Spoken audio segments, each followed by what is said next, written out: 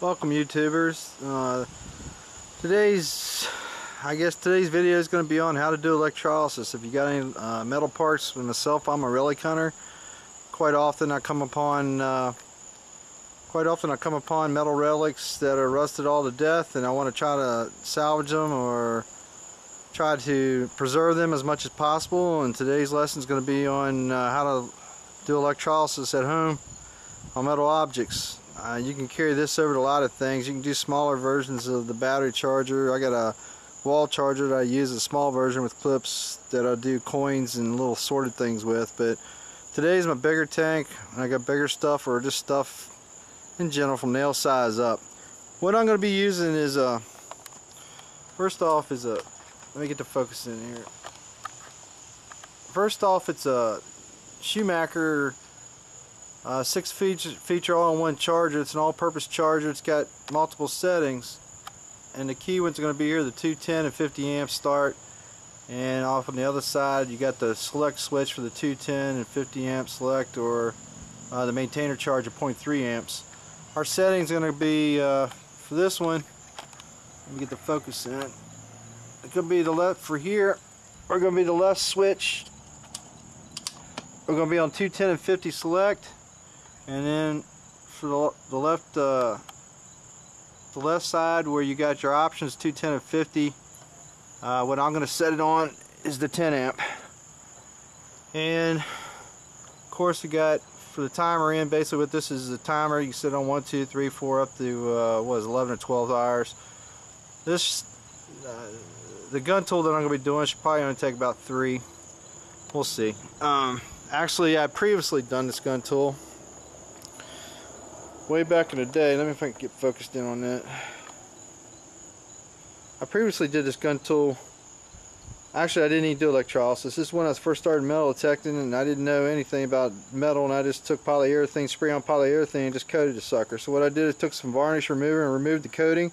And what I'm going to do today is to go back and do electrolysis on the thing and get this surface rust off, so to quit the decaying. It should bring out just a little bit more detail here in the slots where the two pieces come together, and hopefully around this bolt and up around the wrench end of the setup. Alright, what am I going to use?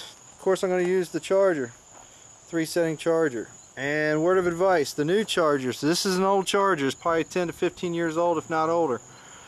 What I'm hearing now on the new chargers, if you don't have a closed connected circuit, in other words like terminal to terminal and battery, in this case what we're going to be doing is an open circuit with electrolyte. Some of the newer ones, if you don't have a connecting circuit, they may not work. So that's a word of advice. This, like I said, this charger here is probably at least 15 years old, 10 to 15, still in great shape, and it works good. Then what I use is jumpers, so I don't actually use the contacts on the charger. I use these jumpers. I think I picked these up at Radio Shack or Battery Mart for like a couple bucks for a pack of 2.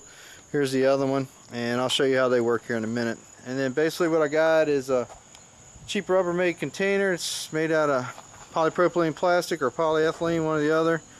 A couple small clamps to hold my connectors together. I got one there, and I got a quick grip there. And then my electrolyte simply going to be, a lot of people use baking soda. What I use is Arm & Hammer super washing soda. And actually I got some in a little bottle. What I'm going to do is just sprinkle some in my water as electrolyte. It doesn't take much. That box is only like $2 or so. I already had the clamps, I had the Rubbermaid container, I already had the charger. So the only thing I really had to buy was the gator clip connectors, and they, like I said, I think they were under $5, about $5. Alright, let me get hooked up and we'll get this going. Alright, basically what we got, fairly simple setup. You got your positive red lead and you got your black negative. What I do is for the jumpers, so I end up with the same connector at the end, I'll take the red on the one, which is going to end up leaving me with the black. So I'm going to have a black off the charger, I'm going to have the black off the end, that way I know I got the right thing. For the other one, like I said, I just reverse it. I got red off the charger, connected to the black end, which leaves me the end result, which is red, which is basically what I'm doing is red on red, so I'll know. Simply what I use is the one post. Just got an old utensil set, kitchen utensil set, knife, forks, and spoons. I just take a hammer, put it on the vise, bend over the end, And what I do is I simply stick it on the edge of the container. Actually, I think this is stainless steel, but to be honest, I'm really not too sure what the in stock material is, which is what's in the water.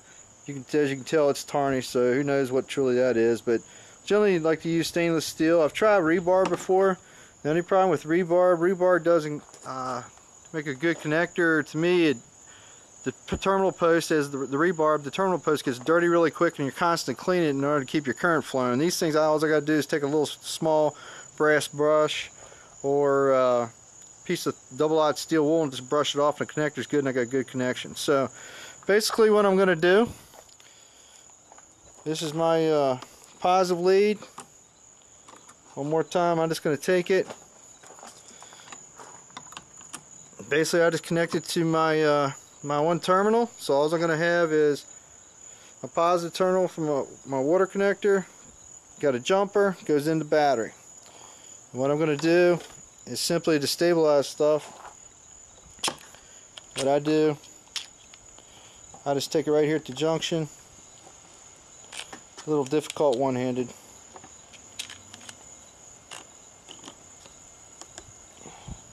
Basically, I just clamp that there to keep the connectors together, so if I don't knock things off and all that kind of thing. Then what I'm going to do is take the other end.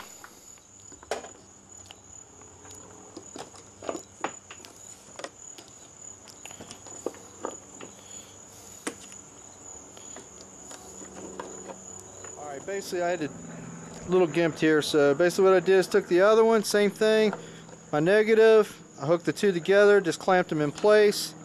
Leaves me with this last contact. What I'm going to do there is take my relic. Hopefully I got good enough metal to make contact. If not, what you might have to do is take a file or a wire brush and just brush down the metal enough so you can get a good solid piece of metal so you can make contact. But basically what I did, I just took it right there in the middle, about where the bolt connector is from the gun tool. The gun tool is actually split in the back. You got two pieces that swing around, and then you got the wrench in. And basically what I'm going to be doing is looking to clean this up a little bit. What it's going to do, once it cleans all the rust off, it's going to turn like a dark black. See the flakes, I don't know if you can pick that up or not, but on the top, when you get done electrolysis, all these flakes and the growing rust is still in there, should flake off. Now what a lot of people think is, when you do this eats your metal up. Well, it doesn't actually eat your metal up. The electrolysis can't affect your metal at all. What it does is gets rid of all the corrosions built up. So your object may become smaller when it gets done. What I mean by smaller is, when rust builds up, it builds up nodules and it builds up big old wads of rust pockets, and what the electrolysis does, it eats away that rust and all the decay and gets you back down to the good or the base metal. And what it'll also look like is it'll look charred black, and I'm sure it's got a lot to do with the carbon content in the steel at the time. I may be wrong about that, but I don't think the electrolysis doesn't actually burn it, it's just bringing it back to the original steel and the carbon content. I think it's burning out the carbon content. So what I'm going to do is basically drop that in the water. So what you're going to have is my steel object submerged, and this is why I use jumpers. They get in the water, and we're going to put some other stuff in there, so these can corrode over time. I just keep wire brush from double-aught steel wool, but it's never going to affect my charges. So my charge is always clean. If anything, I'll just change the jumpers out. And then what you got is, what I mean by open circuit, I was telling you earlier about an open circuit. This is an open circuit. I'm not connected in any way. All I got is a tank. We're going to use this arm and hammer. That's going to be an electrolyte in the water, and it's going to send a charge from here. It's going to go with the electrolyte, and it's going to allow the charge to come through here. And what's going to happen is our steel object's going to bubble up like crazy, and that's the part when it's doing the cleaning. If you do it in reverse, what's going to happen is, if you hook them up backwards and put your iron product on your positive, what's going to happen is, I'm sorry, if you do this reverse, then the bubble's going to be on your other end, but where you want the bubble is right there on your iron object. Let me put in some electrolyte, and then we'll turn this thing on. I'll show you what's going on. Make a long story short, all I did, I don't know if you can see it or not, I have a little bit of the Arm & Hammer superwashing soda in this bottle, just for ease of pain, so I don't have to deal with the box all the time. And all I did was just sprinkle in, whoa, the lid's still open. All I did was sprinkle in a couple tablespoons, probably about maybe a tablespoon and a half or 2 tablespoons of, looks like a lot, but it's not. It's only about a tablespoon, maybe 2 tablespoons at most, of the superwashing soda. Put it in the water. I got my object in the water, and I got my other connector. Now all I'm going to do is come over here. I'm already hooked up to the power. Got a jumper there. What I'm going to do, just for right now, actually let's go back. watch what happens when you make your connection, then your charger, your voltmeter is going to come up. What I'm going to do is set this thing right now in about 3 hours so I don't burn this thing up to pieces. But I set it on 3 hours. We got a current. My amperage settings at 10 amps. And my selector switch is going to be a 21050 because I selected 10, so I have to have that choice. That's going to be it. Let me show you what happens in the tank.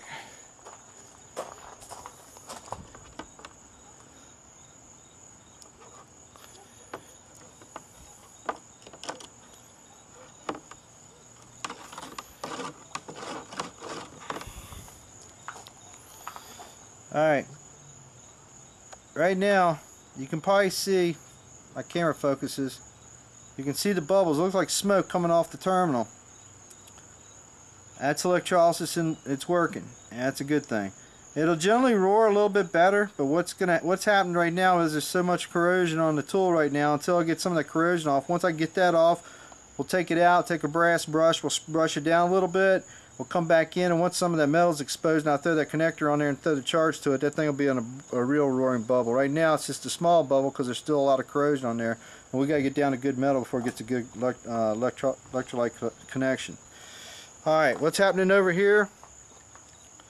This is your positive end. You'll see a little milky white down here on the post, but it's not going to be smoking, and this is what you want to see. If you got it hooked up right, your object should be smoking or boiling, and your other connector shouldn't be doing anything. So basically what we got, this is what I call open circuit. You got electrolyte in there, but we got an open circuit pretty much. Your iron object here, your connector there, charge is on, we set it on a timer. So basically from now we'll just, what we